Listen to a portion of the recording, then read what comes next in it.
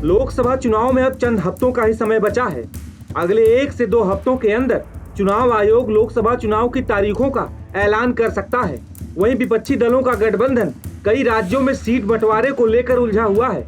हालांकि यूपी में कांग्रेस और समाजवादी पार्टी के बीच सीटों का बंटवारा हो चुका है।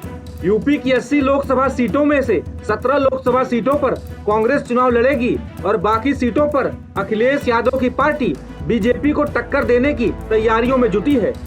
हालांकि ओवैसी की पार्टी एआईएमआईएम के एक ऐलान ने यूपी में कांग्रेस और समाजवादी पार्टी की परेशानी बढ़ा दी है। दरअसल ओवैसी की पार्टी यूपी की 7 लोकसभा सीटों पर चुनाव लड़ने का विचार कर रही है। एमआईएम के इस फैसले के बारे में असीम वकार ने जानकारी दी। इंडिया गठबंधन के द्वारा जिस तरह लगातार एआईएमआईएम के साथ सौतेला व्यवहार किया जा रहा है और हमारे राष्ट्रीय अध्यक्ष जनाब असद ओवैसी साहब से जो नफरत की पराकाष्ठा इंडिया गठबंधन के द्वारा क्रॉस की जा रही है, हम अपने राष्ट्रीय अध्यक्ष से लगातार विचार विमर्श कर रहे हैं।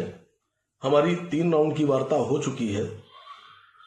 मजलिस इत्तेहादुल मुस्लिमीन फिरोजाबाद, बदायूं, संभल, मुरादाबाद, अमरोहा, मेरठ और आजमगढ़ हम अपने कैंडिडेट 2024 लोकसभा में इतनी सीटों को उतारने पर विचार कर रहे हैं।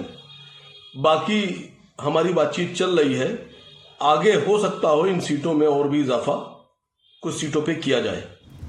बता दें कि एआईएमआईएम ने मुरादाबाद, फिरोजाबाद, संभल, बदायूं, अमरोहा, मेरठ और आजमगढ़ लोकसभा सीटों पर चुनाव लड़ने के संकेत दिए हैं।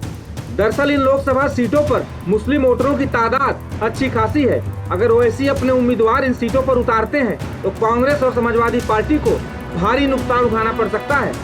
जानकारी के मुताबिक इन 7 लोकसभा सीटों के अलावा भी कई मुस्लिम बाहुल्य सीटों पर ओवैसी अपने प्रत्याशी खड़े कर सकते हैं। हाल ही में मुस्लिम वोटरों के मुद्दे पर ओवैसी ने अखिलेश यादव पर जमकर निशाना साधा था।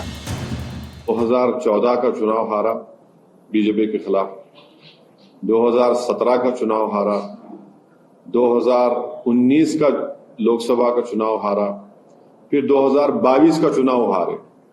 और इन 4 चुनावों में खास तौर से जो पिछला विधानसभा का चुनाव हुआ 2022 का, समाजवादी पार्टी की तारीख में, इनकी हिस्ट्री में इतना मुस्लिम वोट उनको कभी नहीं मिला और उसके बावजूद भी वो बीजेपी को नहीं रोक पाए। तो ये बार बार ये बोलना, खास तौर से अल्पसंख्यक मुस्लिम समाज से आकर के हमको वोट दे दीजिए, हमको वोट दे दीजिए, ओवैसी को गाली देते हैं, एमआईएम को क्या क्या गालियों से नवाजते हैं, फिर भी बीजेपी को नहीं हरा पाते हैं। इसकी वजह क्या है? मैं तो नहीं हूं उसकी वजह। कितने चुनाव हारेंगे अखिलेश यादव समाजवादी पार्टी? तो ये गलती उनके पास है। अब फिर कहेंगे कि हम बीजेपी को रोकेंगे। आप तो 4 चुनाव हार चुके हैं।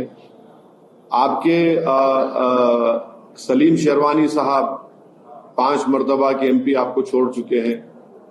स्वामी प्रसाद मौर्य जो आपके पार्टी के वाइस प्रेसिडेंट थे वो आपको छोड़ गए हैं। आपकी अलाई पार्टनर अपना दल की वो आपसे नाराज है। तो ये जमीनी हकीकत कुछ और ही बता रही है वहां पर। तो अब देखते हैं, नहीं मालूम। हमारी पार्टी का यहाँ तक सवाल है। हमारे पार्टी के अध्यक्ष शौकत साहब से हमारी बातचीत चल रही है और वो ये कह रहे हैं कि हमको भी लोकसभा का चुनाव वहां पर लड़ना चाहिए। कुछ सीटों को लोकसभा के पार्लियामेंट कॉन्स्टिट्यूंसी की उन्होंने हमसे बात की है, निशानदेही की है। बता दें कि ओवैसी मुस्लिमों से जुड़े मसलों को सड़क से लेकर संसद तक बेबाकी से उठाते रहे हैं।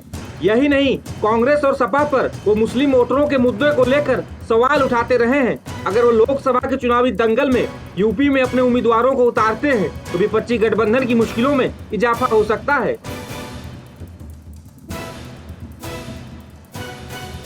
टाइम्स नाउ नव भारत डिजिटल की रिपोर्ट।